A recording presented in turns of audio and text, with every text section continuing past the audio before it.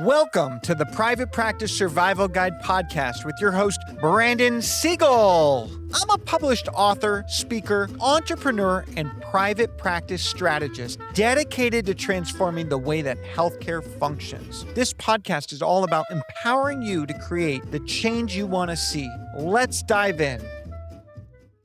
Welcome back to the Private Practice Survival Guide podcast. Thank you for tuning in. Today, I have brought back the great Scott Booher, the Chief HR Officer, WellnessWorks Management Partners. He brings all our strategy, helps oversee our entire fractional HR program.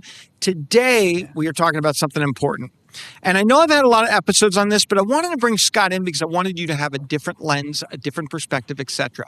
Today, we're talking about employee compensation and really this idea of what's driving results beyond base pay. And I think understanding how to craft compensation, whether it's incentivization, gamification, or a little bit of everything. And so, Scott, as we welcome you back, I guess my question is, why do you feel bonus structures often backfire? Where do you feel bonus structures help? And what is the risk when we're crafting compensation with an incentive-based approach? Yeah, no, Brandon, thanks for having me back. And I think bonus structures is like a great way, when done right, to motivate an employee. When done wrong, it demotivates them. And unattainable bonuses makes no sense to me. You know, it's demoralizing. So if I put a bonus out there that, you get X amount of dollars if you hit 100, let's say 95% of, all scheduled hours and all that. Well, if no one's even had close to 95% of hours in the last 2 years, then what is that really a truly attainable bonus? So it has to be designed to be able to be attainable, but there also has to be some stretch in it too. I like it, we use this and I like a 3-tier system to a bonus, and, just depending, hey, tier 1 might be $5, tier 2 might be 10, maybe tier 3 is 15, whatever that tier amounts are. It also has to move the needle. So if I've seen clients give bonuses that are $1 more, $2 more, I'm like, nobody's going to care about that. It has to be meaningful. So meaningful, attainable, and then really drives those like we like to call them racehorses that really drive that, and that's where I see problems with bonuses, that they're looked at by how do I reward someone so much more money and I actually end up losing on it, or I'll give them a little, but I want to make my money, and that little is so low that it doesn't really move the employee to reach that bonus. Absolutely. And I want to bring a couple things into context for our listeners today. First and foremost, the more risk that someone takes on, the more margin I give up. So yeah. I want my bonuses to be worth something because I feel like they're going above and beyond.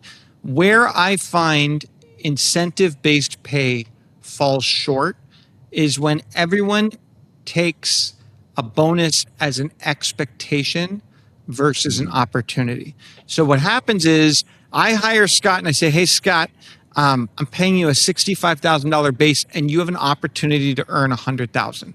And Scott in his head comes in saying, I need a job that pays me $100,000. And he's in fight or flight because if he doesn't make all his bonuses, he's not going to meet his minimum salary expectation. So now he feels he's getting punished for not being able to do the things. Versus if I said, hey, Scott says, Brandon, honestly, I need $65,000. I need it. I can't live without it. He says, I would love to make $85,000 and I'm willing to do whatever it takes. And anything above is like a carrot on top. Well, now I show him, I'm like, look, Scott, all you got to do is A, B, and C, show up every day, follow the rules, do what you got to do. You're going to hit this bonus consistently. You're going to make $85,000. So he's taking on risk by taking the 65 minimum, and I'm giving up margin for him to make that 85. But then he smells that 100 and says, I want to double down, Brandon. Can you help me get that? As long as he doesn't take it as oh my gosh, I lost, I didn't get it. When we set everything about their earning needs being tied to a bonus is when we run into issue. The idea is not that you hit every bonus at every tier. And the idea is that the bonuses they acknowledge you for going above and beyond the job requirements that are set forth in your pay structure. And I want to say that again. The idea of a bonus is that it is rewarding behavior that is above and beyond the expectations of the pay structure, of the salary, of the wages that you have set forth, that they are exceeding themselves. And what I'm finding is we set these bonuses, and the reality is the employees don't want to put in the time, effort, or resources to make their bonuses, and their excuse is, I'm going to burn out. And then what happens is they resent you. Tabasco sauce in the water system, because basically their viewpoint is, I have all these loans. I want to make $100,000 and I want to go to the beach at 4:00, Scott. Stop making me stay till 7. And my viewpoint is, you have to pick and choose your priorities. Burnout is a byproduct of you taking on a job that doesn't fulfill you. And so, in my opinion, don't sign up for a bonus structure that you can't do and feel good about. And I think far too often than not, people expect the incentive to be met day in and day out. They see it as their annual earning needs, not desires. And there's a difference between need, desire, and really understanding that with someone. And so, Scott, how do we work with people to ensure that bonus structure doesn't backfire? Well, I think, again, companies need to be transparent with their bonus structure and really lay it out there. And I think it goes on to the point, it's like also letting them know the reality of the bonus. Maybe you're only going to hit this bonus 50% of the time, or maybe it's 80 and maybe it's 20, whatever it is, just letting them know. Because like you said, Brady, you don't want employees to start thinking like, hey, you give me a $65,000 job, you allow me to make 85 with the bonus structure, and they start assuming that it's an $85,000 job. So you need to lay out those very transparent on what the reality of obtaining this bonus. So I think that's something that we would have to that's the first step, is really letting them know what it looks like and how to attain it. But also not by creating things, it also falls back on the company too. Do not put a bonus structure in place if you can't actually allow the employee to hit those numbers. So that's the piece that when designing a bonus structure, you need to look at it from both perspectives. But I think that the big piece is just really being transparent with it and the reality of hitting it. And then, really looking at the people that want to achieve those goals, and who bets on themselves. If you find people that can bet on themselves, that's the kind of employee I like. Yeah. I think the other thing when we're looking at it from a structure standpoint is I personally feel that the company needs to ensure that the employee has control. And I think if they don't have control, you have to set them up for success. Too often than not, employees complain that, well, I had cancellations. I couldn't have done anything about that. How are we setting them up for success, and how are we signing them up? The other thing that I want them to be able to hit a bonus pretty regularly, even if it's a small bonus, so that they see that progress. So I believe in a 3-tier, and I believe that every single employee should have the potential to hit the first tier consistently, because then they feel like they're hitting progress. Okay. The second tier is that next reach. The third tier is a Hail Mary. And that's what I need them to understand. I'm going to show you the earning potential, but I want you to understand 1 out of 100 employees will make this annual earning potential. That's just the reality of it. And there's everything in between, because there are people that are just born as workhorses and there are people that are not. And I think one of the areas that we are failing at right now is we are advertising what people want, and what they want is not always attainable. So that idea of like, I've got $100,000 job for you and you only have to work 32 hours a week and you can work from home 3 days a week and all these different things. And then you come to me and you say, I'm losing money, Brandon. I'm like, well, you overpromised, you underdelivered. And basically what you say is you're like, well, I can't hire anyone. What do you expect me to do? I'm like, I expect you to prioritize your business algorithm, because without that, you can't afford to pay what people want. And there's a certain point where people won't be able to find what they want and will have to recalibrate their expectations. Yeah, exactly. So one of the things, so just so that everyone knows, Scott and I, we do compensation in a lot of different ways. And you've heard me talk about this on prior episodes, but everything from base wage, whether it's a salary or a non or hourly, because again, I can guarantee 40 hours a week of pay and it be a non-exempt hourly role. There's nothing that stops me from doing that, just so that we're clear. To hybrid pay, to billable global wage equivalency pay, all different things in between, as well as bonus structures. The other thing that I want to talk about that sometimes people don't recognize, the biggest area of compliance issue that I'm seeing right now is practices wanting to incentivize and create bonuses around paid time off. And first and foremost, I want to be crystal clear. Paid time off is the most expensive thing that you can give someone because you are paying for them off and you're losing revenue often. So that's the first thing. But the second thing is we have to treat everyone the same and fairly when it comes to PTO. I am okay with you offering higher bonus wages and saying, hey, you get up to this much non-paid time that you can request. But Scott, am I wrong to say that I can't just negotiate PTO? Hey, I'll tell you what, I'll give you an extra week of PTO if you're hitting this. I can't do that for someone. Is that, Well, you unless can everyone reward, has that same opportunity? yeah, you can reward people with extra PTO, but again, you want to factor in that cost. If everyone has the opportunity to do it. Now you can set up like different levels, like say your management team, they get 3 weeks of PTO and then your therapists get 2 weeks. That's fine, but there's a line there. But I can't just say, you know what, I'm going to give my new OT 3 weeks of vacation, but my old OT is only going to get 2 weeks of vacation. Now that will cause a problem and that cause internal issue. Now I can flip it though. I can grandfather somebody in at an old rate. You can do that a little bit. So you have a little bit of flexibility with your vacation and your time, but you want to be consistent though too, because it will get back to employees because A, they're allowed to share that, and B, everyone wants more time off. So if someone feels like they're not getting something, then they feel like, why not me? You can also tie it to longevity. So after 5 years, you get an extra 2 days off, or after 10 years, you get an extra 4 days off, whatever that may be. But there has to be a rhyme and reason to your PTO structure.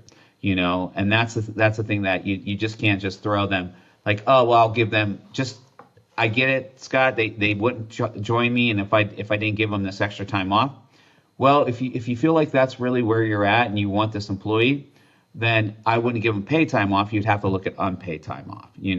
I understand there's weddings, there's honeymoons, there's all kinds of things that goes on, but you just want to be consistent with what you have set up for your paid time off, because that's what we're going to, and besides that, that's also going to be in your handbook. It's going to be outlined, so regardless if your employees are going to share that, you need to be outlining that stuff in policies and procedures anyways, and people will see it sooner or later. So just really look to be consistent with that.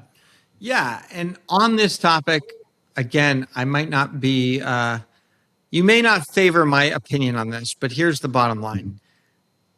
In our industry, I can't justify the pay that people want if they're not working 48 weeks out of the year.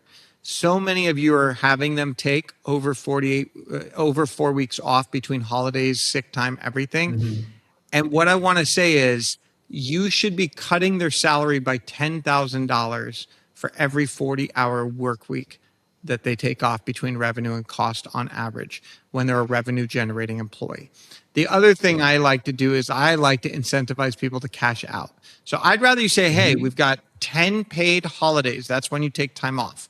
Okay, that's 2 weeks. Yeah. Then I'll give you another 2 weeks of PTO that they can take. No unpaid time off.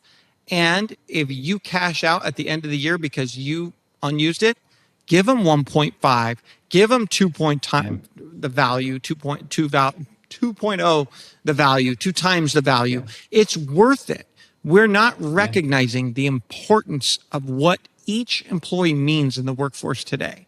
And so even if that means like, hey, there's certain functions that can be remote in your job or this or that. But for me, I prioritize, I'm like, your biggest value, your biggest asset is being here.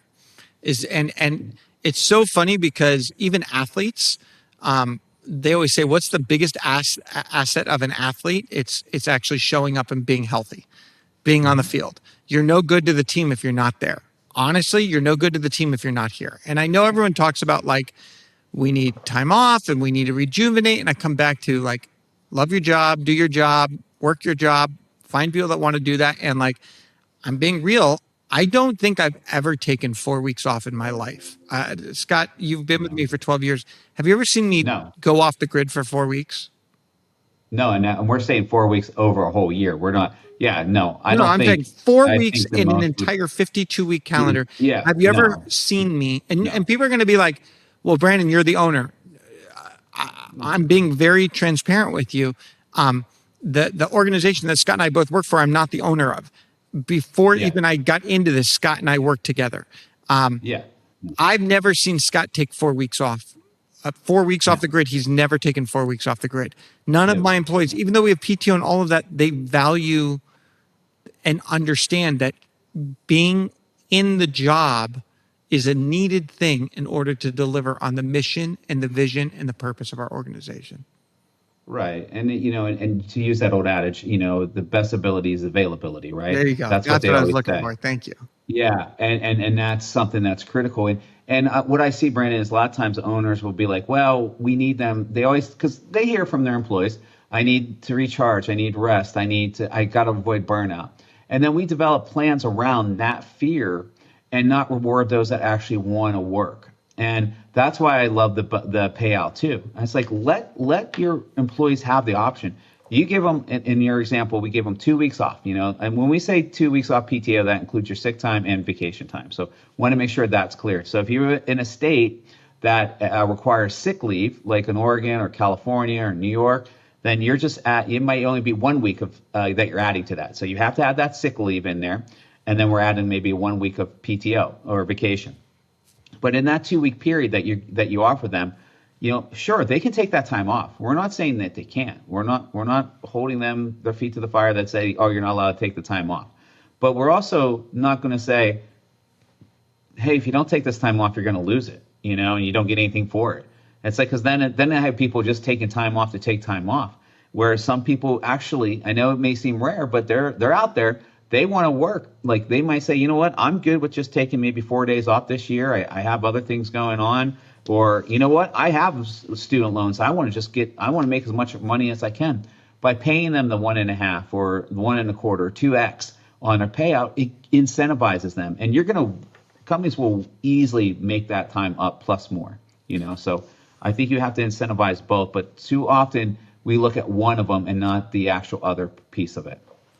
And that's where who you attract is everything. So Yeah. as we kind of wind down this episode, Scott, I'll leave you with one last question. Let's say that we are implementing a new compensation strategy for a practice. What are your recommendations in how we communicate and make that change with staff? Like how do you coach Yeah. practices on changing compensation structure, strategy, et cetera? No, yeah. Of course, we're past the point where we actually talked one-on-one with the owners and determine the right pay structure. So we're already past that. We're like, this is what we need to do. Now, nobody likes change. That's one of the few things that a lot of people have an issue with is changing. So we have to almost sell them on that. So we have to show them how this new model, let's just say for a hybrid model example, let me show you how you can make more. And let me show you how you can do the same and make more. So you want to outline it and show it to them. I know a lot of companies, they do an hourly base or salary base, but you're not going to get the drive in the salary and hourly based people. Very rarely, because it's like, look, if they have a cancellation, they don't care. They're still making the same amount of money. So we want to show them how, if you're bought in, let me show you the way that you can make more. So when we change a compensation structure, it's basically, we already outlined, like we sat here and we determined the more this person produces, the more money that you're going to make, which allows us to pay this employee more, whether that's through bonus or whatever that is. I like to typically do it through bonus. But I think you just have to sit down one-on-one with them. And I know even if you have a large company, I think it's important to do the one-on-one because you want to make sure your message is clear with them. And you can kind of go through the step-by-step and show them on paper, on documents, on a spreadsheet, whatever it is, how they can make more money under this new plan. Or to show them that you can make a lot more money by hitting these tiers. So you try to get them bought into that. Totally agree. Couple things I'm going to end with this episode for Yeah. all of you to write down and think about. First thing first, you never want your employees to leave a conversation about compensation in fight or flight. You want to assure them that there's stability. And sometimes it's a matter of saying, for the next 3 months, we're going to keep you on your current pay structure, but we're going to show you what you would have made in the new structure. And you're going to have the opportunity when you feel confident to opt into this new model. The second thing is sometimes you grandfather people into an old structure unless they are underproducing the expectation of that agreement. And you roll out the new compensation for new employees. The last thing I want you all to think about is, so compensation and incentivization is about giving people an opportunity to work harder than maybe they're naturally ready to work, just so that we're on the same page. Gamification is about creating goals that are fun to achieve. So a lot of what we like to do is we also like to have monthly games for our employees.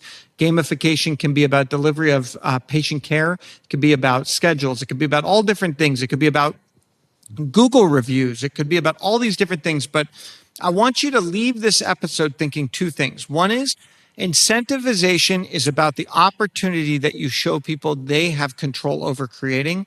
Gamification is about making a goal fun. And together, both things can shape a culture where you have a high performance culture where people are bought in at the highest level. So I thank you, Scott, for joining us. Thank you. Thank you all for tuning in. Don't forget to like us, subscribe, follow us on Instagram, subscribe to the YouTube channel, write your review. You got the message. Follow us, listen to us, and don't forget, together we can thrive, not just survive. Thank you for tuning in to the Private Practice Survival Guide podcast. I'm incredibly grateful to each and every one of you. Exciting news. We're now available everywhere, from Spotify to Apple Podcasts to YouTube or anywhere you like to listen to your podcasts.